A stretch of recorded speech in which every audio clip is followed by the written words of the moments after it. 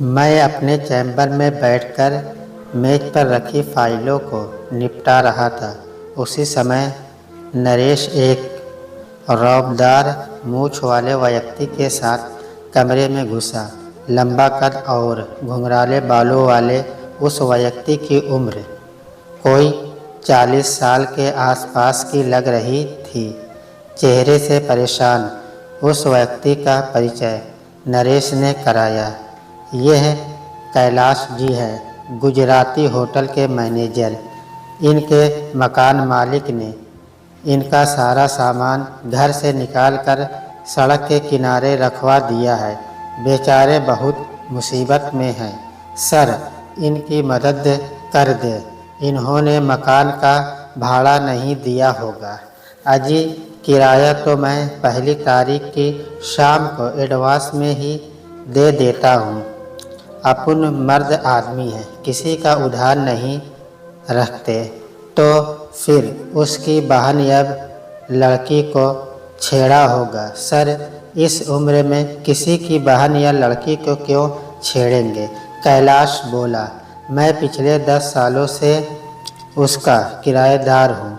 अब मकान मालिक को लगता है कि कहीं मैं उसका मकान ना हड़प लूँ, इसलिए पिछले 1 साल से डरा रहा है कि मकान खाली करो वरना सामान निकाल कर बाहर फेंक दूंगा। अब उसने सामान बाहर फेंक कर अपनी धमकी पूरी कर दी। मैं बोला, जी आपने बिल्कुल ठीक सोचा। अपन मर्द आदमी है, चाहे तो मकान मालिक का सिर फोड़ सकता है। पर नरेश ने समझाया कि ऐसा बिल्कुल नहीं करना। अब नरेश ही आपके पास मुझे लेकर आया है, कैलाश ने उत्तर दिया। नरेश मेरे पास पिछले 5 महीने से वकालत का काम सीख रहा था। नरेश और कैलाश आपस में अच्छे मित्र थे। मैंने नरेश को आदेश दिया कि वह कैलाश को साथ लेकर थाने जाए और पहले वहां कैलाश की रिपोर्ट दर्ज कराकर उस रिपोर्ट की कॉपी मेरे पास लेकर लौटे। उन दोनों के जाने के बाद मैंने कैलाश के इलाके के थाने में गणपत राव थानेदार को फ़ोन करके आग्रह किया कि वह कैलाश की रिपोर्ट लिखवा ले और कैलाश का मकान मालिक के साथ कोई उचित समझौता करवा दे। गणपत राव मेरा कोड का साथी है, अतः गणपत राव और मुझमें अक्सर बातचीत होती रहती थी। मेरी छोटी सी सहायता के चलते कैलाश का अपने मकान मालिक से सम्मानजनक समझौता हो गया। कैलाश को 1 साल की मोहलत मिल गई। कैलाश को उम्मीद थी कि इस 1 साल के भीतर ही वह अपने फ्लैट पर खुद का मकान बनवा लेगा। फीस के रूप में कैलाश ने मुझे 5,000 रुपये की एक गड्डी पेश की। मैंने इसे लेने से इनकार कर दिया क्योंकि मेरा ज़मीर इसे स्वीकार नहीं कर पा रहा था। पर इस व्यवहार से कैलाश इतना प्रभावित हुआ कि वह मेरा मित्र बन गया। वह खुद भी बहुत मिलनसार था और उसके दोस्तों की शहर में कमी न थी। उसने मेरे छोटे मोटे कई काम किए थे। अच्छा भुगतान करने वाले कुछ मुक्किल भी मुझे दिलाए थे, अतः उसके प्रति स्नेह और सम्मान का भाव मेरे मन में पैदा होना स्वाभाविक था।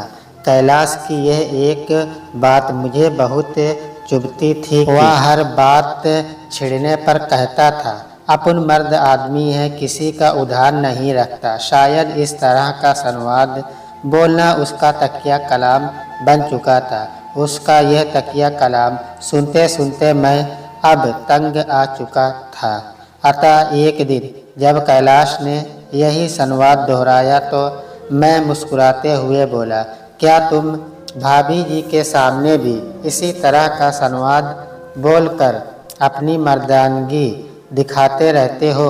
वह बर्दाश्त कर लेती है क्या तुम्हारी हैकड़ी? बस फिर क्या था।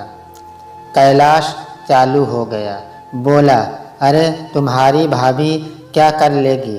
अपन मर्द आदमी है, घर पर पूरा पैसा देता है, किसी भी तरह की कमी नहीं छोड़ता। और जोर से हो कर हंसते हुए बोला, औरत को ताज चाहिए ना तख्त, झापड़ चाहिए सख्त, पैर की जूती होती है औरत। मुझे कैलाश की बात पर बहुत हंसी आ रही थी और गुस्सा भी। मैंने पूछा, तुम औरत के बारे में इतने पिछड़े विचार आज के आधुनिक समाजों में रखते हो? आजकल तो औरतें आदमी को उंगली पर नचा रही हैं। तुम इतना सब कुछ पत्नी को सुनाने के बाद घर में शांति से खाना खा लेते हो? वकील साहब, मेरी होटल की नौकरी है। रात को 1 बजे घर पहुंचता हूं तो वह मुझे ताज़ी रोटी बनाकर खिलाती है। मैं बीवी को सिर पर नहीं चढ़ाता, पैर की जूती है वह। कैलाश बहुत ही अभिमान के साथ बोला। मेरी आंखें आश्चर्य से फटी जा रही थी। मुझे लगता था कि मेरी पढ़ाई और मेरा अनुभव बेकार है। मेरी वकालत पर कैलाश के अभिमान से आँच आने लगी थी। मेरी खुद की हिम्मत ऐसी नहीं थी कि मैं अपनी पत्नी या किसी दूसरी औरत के बारे में इतना खुला वक्त दे सकूं। यदि वह अपनी पत्नी से ऐसी बातें करे तो क्या इसके घर में झगड़ा नहीं होता होगा? क्या इसकी पत्नी ऐसी बातें बर्दाश्त कर लेती होगी? आखिर मैं अपना संयम रोक नहीं सका, उससे पूछ ही बैठा। तब तो तुम्हारे घर में रोज ही खूब झगड़ा होता होगा। झगड़ा? कैलाश अपनी आंखें चौड़ी करके बोला, बिल्कुल नहीं होता। तुम्हारी भाभी की हिम्मत नहीं होती मेरे से झगड़ा करने की। अपन मर्द आदमी है, औरतों का क्या, पैरों की जूतियां होती हैं। तुम्हारी भाभी को भी मैं ऐसे ही रखता हूँ जैसे पैर की जूती। मेरे मन में उस समय कई तरह के प्रश्न उठ रहे थे। यदि कैलाश के वादे में दम्भ अधिक नहीं है तो ज़रूर उसकी पत्नी कोई असाधारण औरत होगी। यदि ऐसा नहीं है तो कैलाश के दावे का परीक्षण करना होगा। यह सोचते हुए मैंने किसी समय कैलाश के घर जाने का फैसला किया। यह शुभ अवसर भी जल्दी ही मिल गया। कैलाश के 10 वर्षीय बेटे अजय का जन्मदिन था और इस मौके पर कैलाश अपने मित्रों को शाम का खाना घर पर ही खिलाना चाहता था। अतः उसने अपने खास मित्रों को दावत पर बुलाया। मैं भी अपने जूनियर नरेश के साथ दावत में पहुंच गया। कैलाश के घर का एक सामान करीने से लगा हुआ था। ड्राइव रूम, बेडरूम, किचन और यहाँ तक कि टॉयलेट भी बहुत साफ सुथरे थे। पता चला कि यह सब उसकी पत्नी माला का कमाल था। मैं और नरेश तो कैलाश के छोटे भाई गोपाल के साथ उसका घर देख रहे थे। इसके बाद हम घर के पीछे बने मैदान में गए।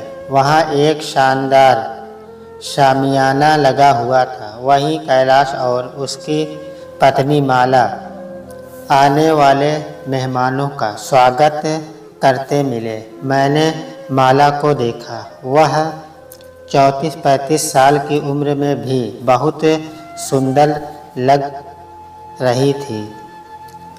मैरून रंग की साड़ी और मैच करता ब्लाउज, गले में लाल रंग के मोतियों की माला, गोल चेहरा और शालीन व्यक्तित्व। कैलाश ने परिचय कराया, यह मेरी धर्मपत्नी माला देवी है। मैंने तुरंत दोनों हाथ जोड़कर माला को नमस्कार किया। कैलाश ने माला से कहा, ये वकील साहब राजेंद्र कुमार जी हैं। अच्छा समझ गई, माला ने तुरंत कहा और मुझे हाथ के इशारे से आगे मेज कुर्सी दिखाते हुए बोली, आइए भाई साहब, आप तो हमारे खास मेहमान हैं। माला के साथ आगे बढ़ते हुए मैंने पूछा, लगता है कि आप मुझे जानती हैं। देखा तो आज ही है, पर नाम से परिचित हूँ, क्योंकि इनकी ज़बान पर हमेशा आपका ही नाम रहता है। माला ने मुझे एक सोफे पर बैठने का इशारा किया और 1-2 मिनट के लिए इजाज़त लेकर चली गई। जब वह वापस लौटी तो उसके हाथ की ट्रे में संतरे का जूस 2 गिलासों में मौजूद था। उसके आग्रह पर मैंने और नरेश ने जूस का एक गिलास थाम लिया। फिर वह बहुत ही कोमल लहजे में हमसे इजाज़त लेकर कैलाश के पास चली गई। मैं और नरेश आपस में बातचीत करते रहे। पता चला कि माला ने हिंदी साहित्य में MA किया है। घर में कैलाश के 2 बच्चे, एक लड़का व एक लड़की। कैलाश की विधवा बहन तथा एक कुंवारा छोटा भाई मिल कर रहते हैं। शामियाना थोड़ी ही देर में खचाखच भर गया तो कैलाश मेरे पास आया और केक की टेबल पर चलने का आग्रह किया। कैलाश का बेटा, पत्नी माला और निकट संबंधी भी केक की टेबल पर पहुँचे। तुम जियो हजारों साल, साल के दिन हो कई हजार, गाने की ध्वनि के साथ कैलाश के बेटे ने केक काटा। तालियों की गड़गड़ाहट के साथ मेहमानों ने उसे बधाई दी, उपहार दिए। फोटोग्राफर फ़ोटो लेने लगे। इसके साथ ही भोजन का कार्यक्रम शुरू हो गया। कैलाश ने पहली प्लेट मुझे पकड़ाई।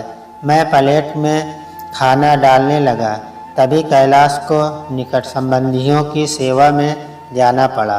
कुछ देर बाद कैलाश की पत्नी माला मेरे पास आई। मैंने उससे आग्रह किया कि वह भी साथ में खाना खा ले।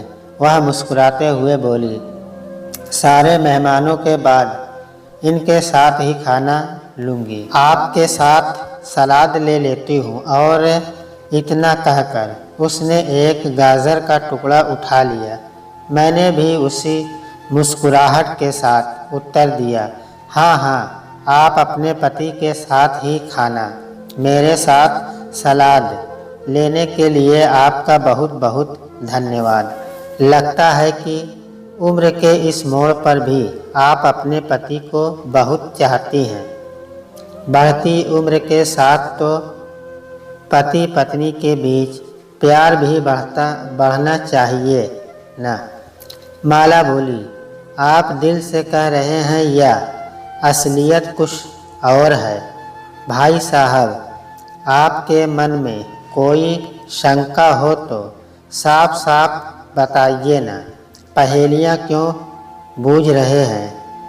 हमारा जीवन तो खुली किताब है। मैं थोड़ा संकोच के साथ बोला, कैलाश जी मेरे परम मित्र हैं, पर जब वह स्त्री जाति के बारे में कहते हैं कि वह तो पैर की जूती होती है, तब मुझे बहुत बुरा लगता है। वह कहते हैं कि मैं अपनी पत्नी को भी पैर की जूती समझता हूँ। आप बताइए अपने बारे में। इतना जानकर आप कैसा महसूस कर रही हैं? आपका प्रश्न कोई अनोखा नहीं है। इस तरह के प्रश्न अक्सर लोग मुझसे पूछते रहते हैं। शुरू में यह सुनकर मुझे भी बहुत तकलीफ़ हुई थी, पर अब तो आदत सी पड़ गई है। मैंने इनको समझाया भी कि ऐसी गंदी बातें मत किया करो, लेकिन यह सुधरते नहीं। अब तो मैंने इन्हें इनके हाल पर छोड़ दिया है, वक्त ही इन्हें सुधारेगा। यदि मैं लोगों के उकसावे पर चलती तो शायद इनसे मेरा तलाक हो जाता, पर मैंने बहुत ही गंभीरता से सारी परिस्थितियों पर विचार किया है। अच्छा हाँ, इनसे झगड़ा करके अपने घर की सुख शांति भंग करने के बजाय मैं बात की तह में गई कि ये ऐसे संवाद आखिर क्यों बोलते हैं। कुछ मिला? हाँ, इनके बूढ़े पिता, जिनका अब स्वर्गवास हो चुका है, अपने जातिगढ़ एवं पुरातन पंथी संस्कारों से पीड़ित थे। अपनी जवानी क्या बुढ़ापे तक वह शराब का सेवन करते रहे। वह अपनी बीवी यानी मेरी सास की पिटाई भी किया करते थे। अपनी माँ को मार खाते देखकर उन्हें गुस्सा बहुत आता था, पर उन्होंने कभी मुझे मारा नहीं। ये शराब भी नहीं पीते, फिर भी अपने पिता की तरह खुद को बड़ा मर्द समझते हैं। बड़ी बड़ी मूछें पिता की तरह ही रखी हुई है। कहते हैं कि मूछों रखना हमारी खानदानी परंपरा है। अपने पिता की तरह बार बार दोहराते हैं, ढोर, गंवार, शूद्र, पशु, नारी, ये सब ताड़न है। अधिकारी पेड़ हंसते हुए कहते हैं कि औरत तो मर्द के पैर की जूती होती है। अगर मैं इसे प्रतिष्ठा का प्रश्न बना लूँ तो हम दोनों एक पल भी साथ नहीं रह सकते। इनमें यही एक कमी है, इसलिए मैंने इनको अधिक से अधिक प्यार देकर हिस्सक नहीं बनने दिया। पर इनके तकिया कलाम और नारी जाति के बारे में ऐसे संवादों पर रोक नहीं लगा पाई। मेरी प्लेट का खाना खत्म हो चुका था। झूठी प्लेट एक बड़ी प्लास्टिक की टोकरी में डालते हुए मैं बोला, भाभी जी, यदि आप जैसी समझदार महिलाओं की संख्या समाज में बढ़ जाए तो व्यर्थ के घरेलू झगड़े कम हो जाए। कैलाश को तो वक्त ही ठीक करेगा। अच्छा, मैं चलता हूँ, कहते हुए मैंने उनसे इजाज़त ली। इसके बाद कैलाश से कई मुलाकातें हुई। वह अपनी पत्नी को लेकर मेरे घर भी आया। मेरी पत्नी को भी माला का स्वभाव अच्छा लगा। जून माह के बाद मुझे कैलाश कई दिनों तक नहीं मिला। अपना मकान बनवाने के कारण नरेश भी 2 महीने की छुट्टी पर था। छुट्टी के बाद नरेश काम पर आया तो मैंने उससे पूछा, कैलाश की कोई खैर खबर है? पिछले 3 महीने से वह दिखाई नहीं दिया। सर, वह तो महाराजा यशवंतराव अस्पताल में भर्ती है। आश्चर्य की बात है, मुझे किसी ने खबर नहीं दी। तुम्हारा भी कोई फ़ोन इस संबंध में नहीं आया? सर, मुझे खुद परसों पता चला है। मैं शाम को अस्पताल में पहुंचकर कैलाश के बारे में पूछते पूछते उसके वार्ड तक जा पहुंचा। वार्ड में अभी मैं कैलाश का बेड ढूंढ ही रहा था कि मुझे माला ने देख लिया और बोली, आइए भाई साहब। माला मुझे आवाज़ न देती तो शायद मैं उसे पहचान भी नहीं पाता। वह सूख कर काटा हो गई थी।